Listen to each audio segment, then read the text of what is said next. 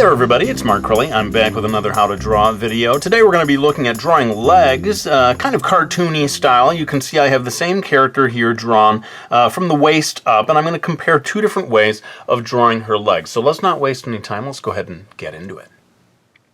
So over here on the left, we're going to do fairly standard proportions, and then you'll see I'm going to go for something rather more exaggerated over on the right. Now, one thing you can do when you're trying to draw a natural-looking standing pose is to have one of the legs carrying most of the weight, and I'm doing very simple lines here just to get started, and then having one of the legs not carrying so much of the weight. So you can see that this one that's straight up and down, she's sort of leaning over and placing most of her weight on this one leg, and then over here this leg sort of going off to the side. And this helps avoid what I call the sort of tin soldier look, where you have a character with both legs straight down, and it somehow just reads as unnatural because people just don't tend to stand that way. I suppose a military soldier may when they're supposed to be at attention or whatever, but when someone's just standing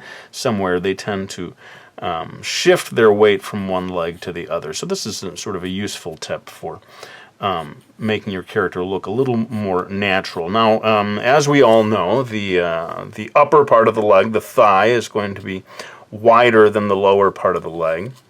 And so you're going to see me doing that as I draw these two legs. But one thing I like to do very early on is to figure out where I want the knees to be. And I'll just sort of draw a couple of ovavular circles here for where I want the knees to be. And they are roughly halfway between the waist and the ground, as you might expect. Such incredible, scintillating revelations I'm coming up with here today. And then, yes, as we come down here to the area of the knee, it narrows and then widens out just a bit for the calf, and then really tapers quite dramatically as we come down to the ankle. Although, as we will see in the subsequent drawing over there on the right, we are going to break that rule quite considerably.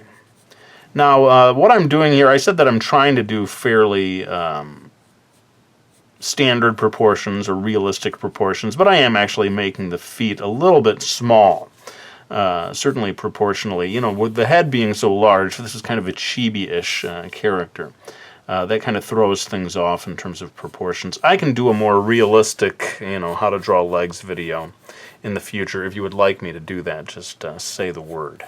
And your wish is my command. So I'm coming over here and drawing the other leg and trying my best, and for a lot of people this is a challenge, trying to repeat what I did over here, and that means sort of comparing the width of the thighs and trying my best to reproduce that from one leg to the other. You don't want, the goal is to have the legs mirror each other pretty well. And for drawing feet that are facing towards the viewer, that can be a bit of a challenge.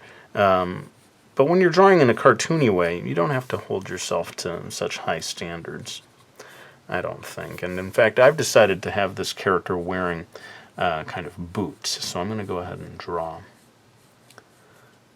a couple of lines there. And then one thing that tends to happen if your character is wearing like blue jeans or something is you're going to get a bunch of wrinkles right here around the knee, even if they're not wearing boots, but especially when they're wearing boots. You're going to have a sort of, the contour of both legs will be broken up a little there, and then just get a couple of wrinkles. That's the subject for another video, clothing folds and wrinkles. Quite challenging, but again, when you're doing cartoony drawing styles, you don't have to worry too much about that.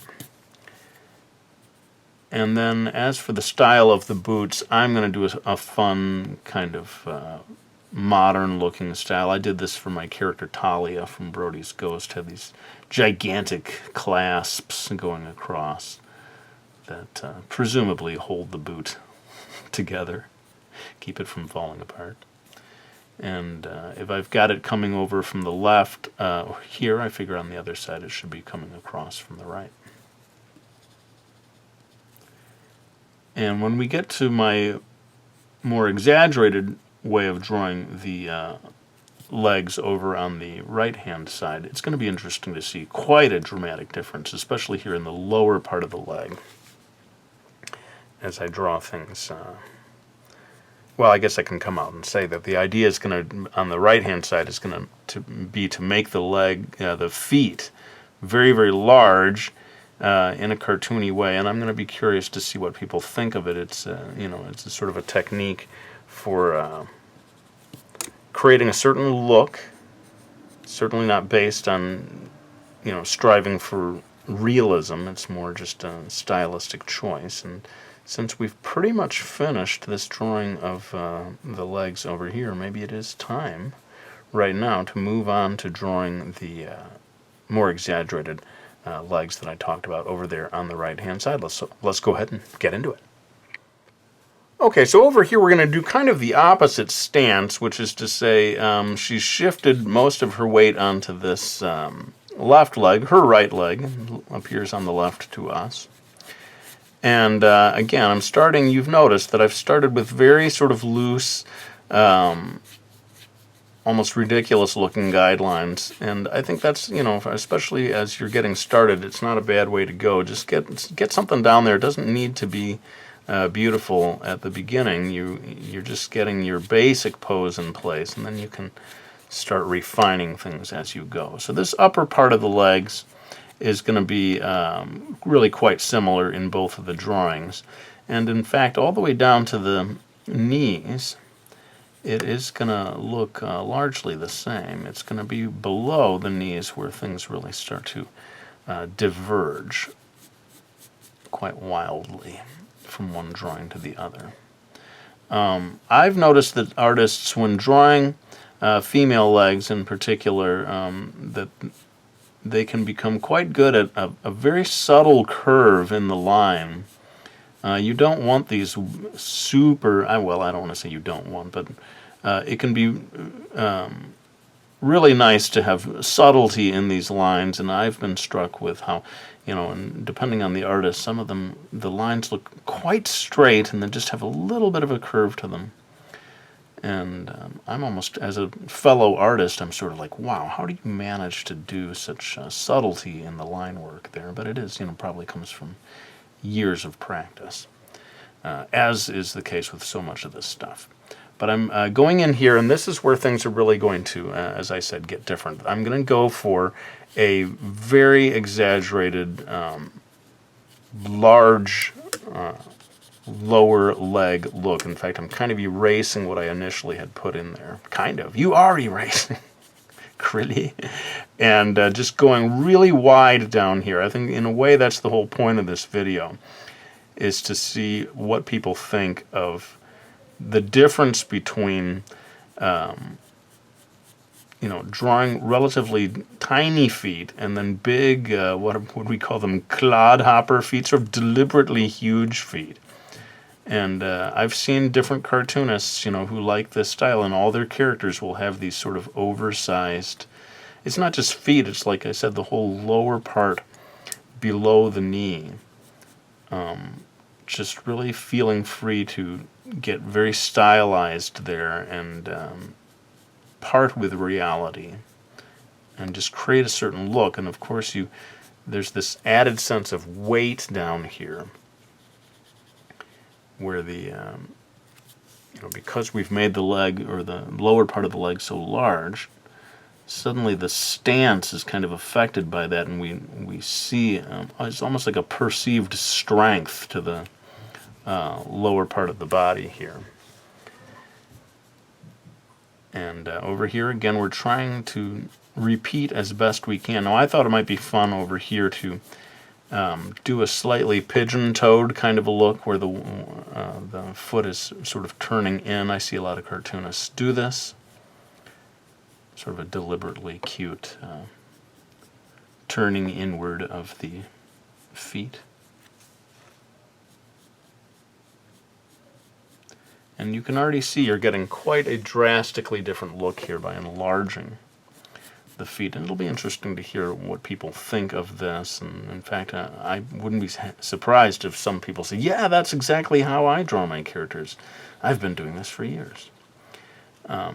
it is an interesting choice. Now, I notice in chibi drawings in particular that most of the time artists drawing chibis are minimizing the feet, so it is quite a drastic, quite a bold choice to go for these super large looking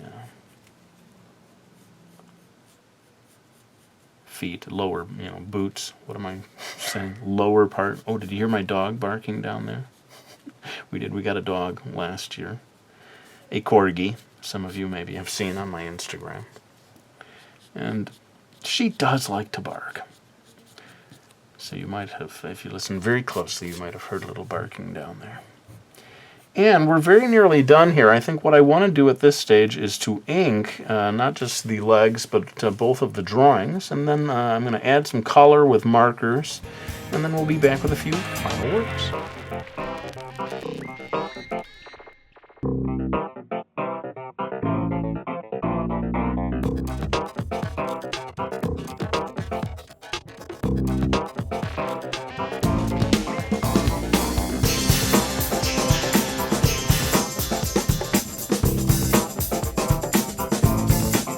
Alright, well, there's my video showing 2 different ways of drawing cartoony legs. I hope you enjoyed it. Of course, this video can't be done until I add blushies. Should the blushies be 2 different sizes? Let's do it. We'll have like small blushies on this one and gigantic blushies to match the gigantic clodhopper feet over on this one. Very nice, don't you agree? Let's go ahead and grab those books so that I can say thank you to anyone who supported me by getting them, like Brody's Ghost, featuring Talia. Maybe I should have given her gigantic clodhopper feet. A little too late now. Mastering Manga 3, and of course my very latest book, Manga Art. I really cannot say thank you enough to those of you who support me by getting those books. But let's go ahead and lay down this blushy pencil. I want to thank you all for watching this video. I really hope you enjoyed it. And I'll be back with another one real soon.